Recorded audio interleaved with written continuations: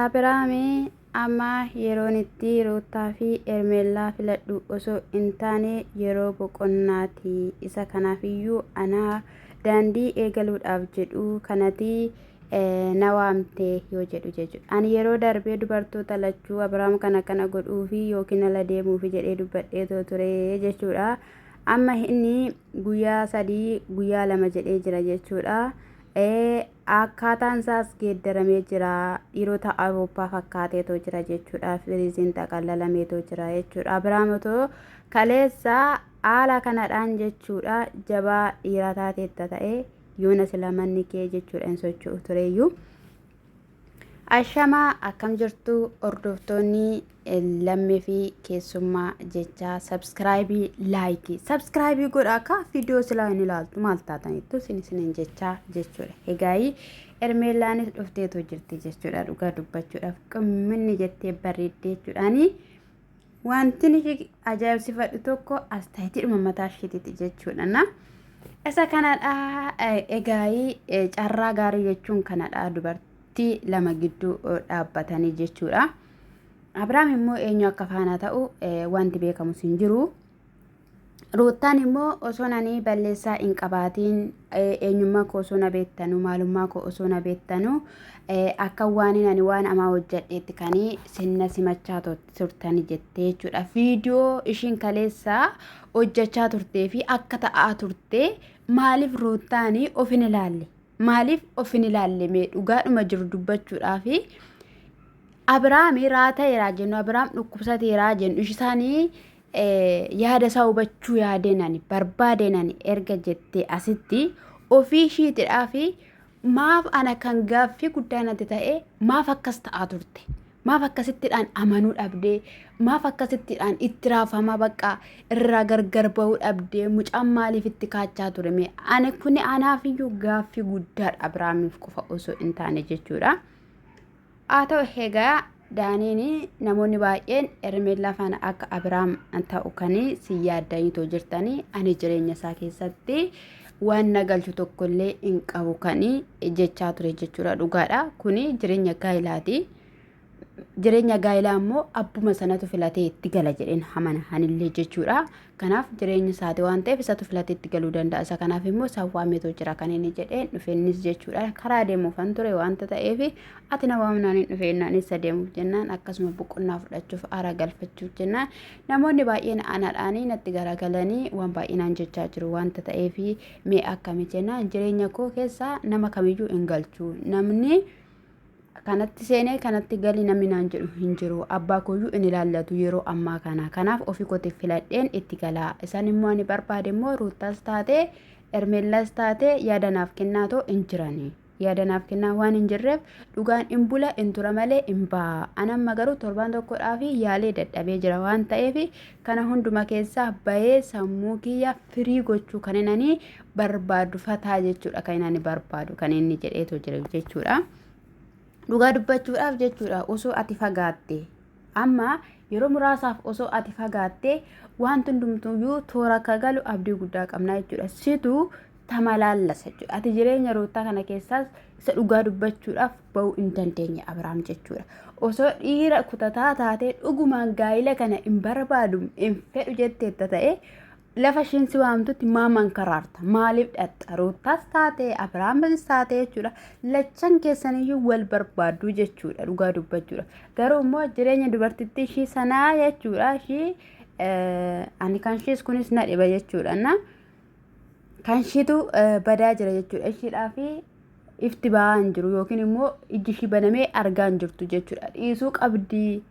Ittimuu qabda Abiraam dhugaa jirtu teessistee Ermeellaatti himtee jireenya ishii akka eegaltu in deebi'a inni boruu hin dhufa jettee abdii horattee dubartiin kun seeguu hin qabdu.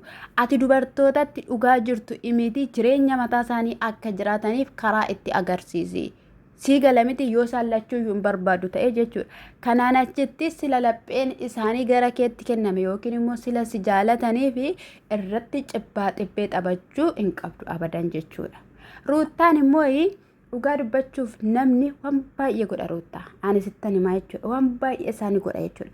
Namni kun Ermeellaa biratti miti karraa ta'e. gaafa raata'u immoo Ermeellaan barbaada osoo hin taane si'iin ture jechuudha. Haadha mucaa kootiiti wajjiniinan jiraadha itti hin dubbatinaa coggaarraa shinna jalaa dhukkubaa na jalaa miidhamti wanta ta'eefi deemaa galaa baarraa kan dubbachaa ture jechuudha. Ati garuu yeroo sana miilla kee walirra naqattee jechuudha boontii akka barbaaddetti haasawaa kan turte jechuudha.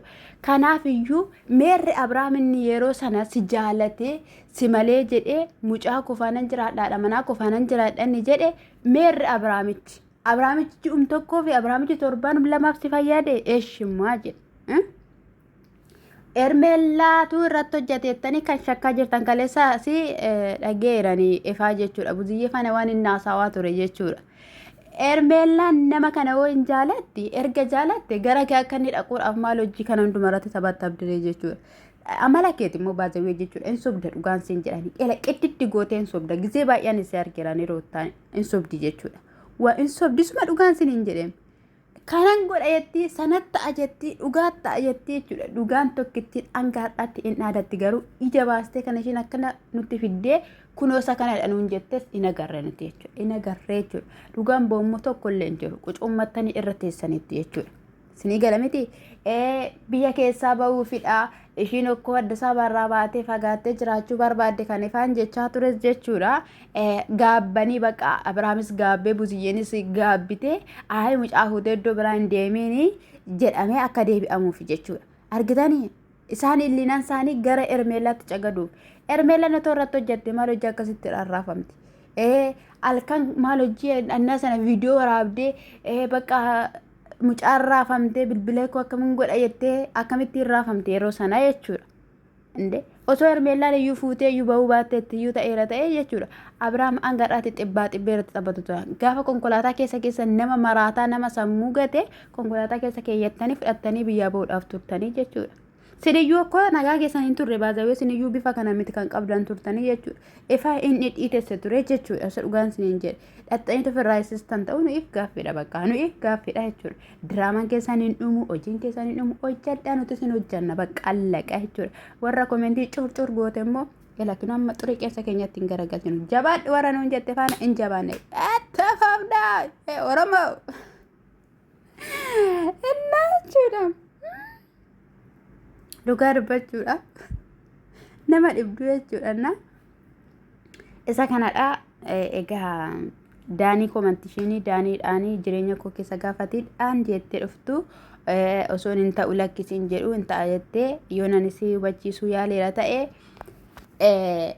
hubachuunaaf yaalledha kan ishiin jettee jechuudha. Otoo naasaa mata'eemee jechuudhaan dhugaa dubbachuudhaaf yaani amma otoo naasofna ta'e Abrahaami dhiisee duruutaa dhiisee dubartii bira dhaqee jenna. Dubartii bira dhaqee dubartii ulfa gateeti jenna. Ruuttaan garuu hojiidhaan irratti agarsiiste. Daanii faana taate eenyu faana kan ishiin hin ta'in jechuudha. Roobeel faana taate. Isa kanaaf iyyuuti akkasumatti gaa'el ammayyuu jechuudha keessattuu jechuudha dhugaa dubbachuuf taanaani Waaqayyo gaahilli qulqulluu akka ta'e macaafa Qorontos keessatti nutti himaa jechuudha. Isaan garuu xibbaa xibbee irratti taphatanii jechuudha. Takka dhiira fidanii, takka dubartii fidanii, takka waan ta'e ta'anii ammallee warra gaa'ela irratti jechuudha xibbaa xibbee taphatu Waaqayyo gatii isaan haa baasisu. Gatii isaan haa baasisu isaan haa boochisu dhugaan siniin jedhe jechuudha. Dhaloota keenya boru dhufaniif dhalataa boru ol bahuufi isaan kun gufuudha. Gaa'ela irratti akka barbaadan ta'uun hin danda'ama kan isaanii jechaa jiranii jechuudha. Kanaaf immoo hin barbaachisu jechuudha. Achi booda bakka kaayee Abrahaamis takka daaniidhaan inaasofsiisee homaa miti jedhanii namni waan barbaadaa jedhu yennaanii Ruuttaanis immoo akkasidha gaafa ishiin jettuun hin amantu. Kanaaf waan barbaade yoo haa ta'u anamma waan hundumayyuu dhiiseera jennaan anamma jette kadhatan eegalee jette ganamaaf galgala kadhatan eegalee in kadhattu amma seen hin dubbattu amma waa'ee kadhataa eessatti kadhata beektu seen maraachuu maleeti waan irra viidiyoo kanarra baattanii YouTube irra dhugaa baasii jedheen kadhadhaa jette jechuudha. Eessa baa dhugaan qoomee eessumaa baa dhugaan simbira jira dhugaan suuma bira jira jechuudha. Dhugaa dubbachuudhaaf taanaan dimdimmi goone siditti na'u ilaa akkaataa sinii ta'e wanti ta'e kuni ruuttaan ofumatti deebisuudhaaf jetteetu Abiraamin ofumatti galchuudhaaf hin jaalatta waanta ta'eef ofitti deebisuu jettee waa gootee dubbiin garuu gara biraatti jijjiirame jechuudha. Akka Alaazar jechuudha. Argite ishiinii tinsuunii na jaalattee dhiifama naa gooti jennaan tinsuun irra balalliftee kaachaa jirti jechuudha. Kanaaf iyyuu jechuudha dibbiin gootanii hin gootu. Maal udduu qullaan nama waraabsiisamee kana gochuun salphaadha. Mee dhaqaatiif viidiyoodhuma Ermeen lafaana waraabee ifaan dhaqaatimee ilaalame qoricha kennineef ennaa jedhu obboleessaan.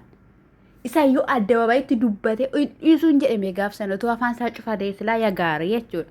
Har'a garuu itti dubbatamaadha kan jiru wanta ta'amee fi deddeebi'amee akkas jedheefaan akkas godhe koo gaafa jedhamu Abiraam jechuudha.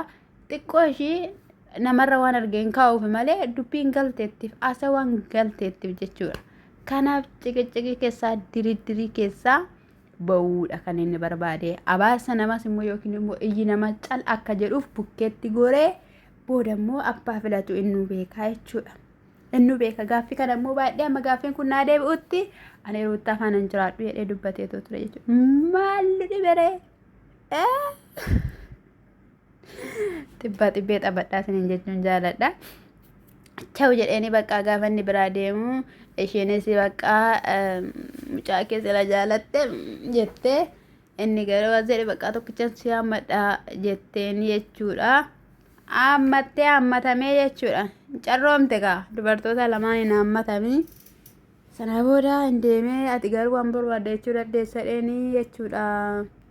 Daaneenii dhugaadha manuu barbaaddee ani waan na dhibuun qabu jedheen jechuudha akkasidha. Na biraas immoo Ermeellaa jechuudha qonjiyyee dhugaa dubbachuuf shitteetti baay'ee bareeddee too jirti jechuudha. Innaa dhugaa jirtu barbaadadhuuti jechuudha. Ati dhugaa jiru fudhadhuuti jireenya kana keessa bahee Ermeellaa siin jechuu barbaadan akka kootti. Egaa beekamu yookiin Abiraamis otoo si jaalatu haalota mijeessuudhaaf cal jechuu danda'a. Ishiin garuu mucaa qabdii, gaa'ela qabdii, haadha ijoollee lamaatiin jechaadha kan sun turtanii. Ani osoon ijoollee qabaadheera ta'ee barakata yookiin immoo eebbadha ture. Ani gaalattiin gali tokkos hin qabu.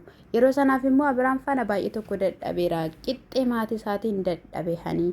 Amma immoo buziyyeenis cal jedhanii deefis cal jedhee kan jettu jechuudha. Ani immoo asirratti yaada kan ilaachuuf barbaadu Ermeellaadhaa fi buziyyee fi deefi maaliif calli jedhan yoo jetteetta ta'e gaafa gara kee ta'anii asirratti iyyuu jechuudha warri ruuttaa faanaa gaafa immoo gara ruuttaa ta'an immoo warri kan keetitti iyyuu waan ta'eef yaada kana Abiraam furmaata itti haalaatu jedhaniiti jechuudha. Akkuma deef iyyuu siin jedhe ani calli hin jedha.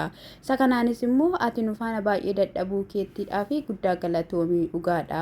Nuti bilbilaan si faana taanis itti kennine osoo asii fuutee deemuu baatteetta ta'e obboleessi keenya hin fayyu ta'uu danda'a. Kan inni jedheen jechuudha. Dhugaadha baay'ee tokko dadhabdeetta. Abiraamis immoo giraa gabba'ameetidha kan inni akkas ta'eetoo jiru garuu immoo siyaasofsiisaas hin jiru fakkaata wanta ta'eef Ermeellaan ammatti jabduu taatee dhaabbachuu qabda jechuudha. Furmaata jiru itti ilaallachuu qabda. Akkati hojii kiyya dhiisee hojii kiyya irraa gargar bahin isa faana kan hin ta'an ture. Kanati jette jechuudha. Namni yoo gaarii hojjete gaariidhuma argata. Namni amina hojjete immoo aminuma argata waan ta'eef gaarummaan kee kun karaa Abiraam siif kaffalamuu baateera ta'e karaa Waaqayyoo siif kaffalama jechuudha. Nama homaan goone gaariidhaa fi biyya lafaa kana keessatti dhadhaamuu danda'a. Garuu immoo Waaqa biratti akka hojii keetiitti baasawee leematii keerraa hin nyaattaa jechuudha. Isinii gala miti.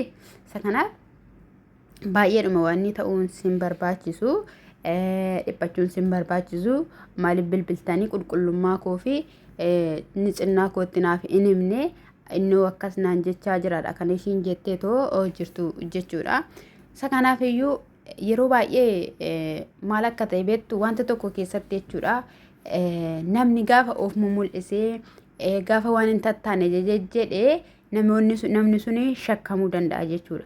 Garuu immoo callisee dhugaa jiru bakka ani waan akkasii hin goone aniyyuu si faana dadhabaan ture aniyyuu sababa keetii jedhee hospitaala galeera jettee himteetta deefillee sitti himaa ture jechuudha. Waan baay'eesaa taateetta wanta ta'eef viidiyoo kana yeroo hin argee viidiyoo qalabatiin sirraa bahee viidiyoo ati kufte sana wantoota tatta'aa turame sana yeroo argee hubatee tilmaamee taa'ee na baasa moo nan baasu jedhee jechuudha yeroo itti fudhatee gara keessanitti gara abbaa taatanii keessanitti deebi'uu ni danda'a wanta ta'eef isa kanaaf tasgabbaatuma taa'aatuma eegaa isiniin jechuun jaaladha tooruma galaatii seerumaadhaanii hiriira galaatii dhaabbadhaa isiniin jechuun jaaladha tiktookii irratti isa isin irratti hojjetamaa jiru immoo ilaalaa jechuudha jettanii immoo jechuudha takka afaan bangaalee isin haasofsiisu takka afaan indiyaa isin haasofsiisu waan ta'eef akkasumatti jechuudha.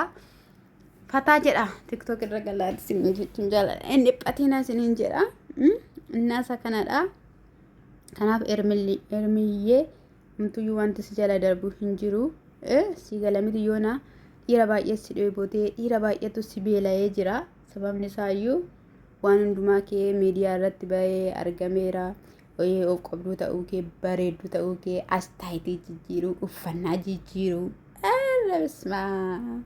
Qinneetti amma immoo qallattime inni dura dhufte jechuudha baay'ee furdoo turte hangana kan hin jedhamne jechuudha amma qinqinni jetteeti shuxxi jettee silaa biraa mokkoo wanni galchee ture miti maal jedhama jimsanii maal jettan isa galchee mucaa qallifachaa ture jechuudha mucaa shooxeetti baasee har'as hin barbaade garummaa biraam dhugaa dubbachuuf taanaamee wayne ende aroobbootun fakkaatte.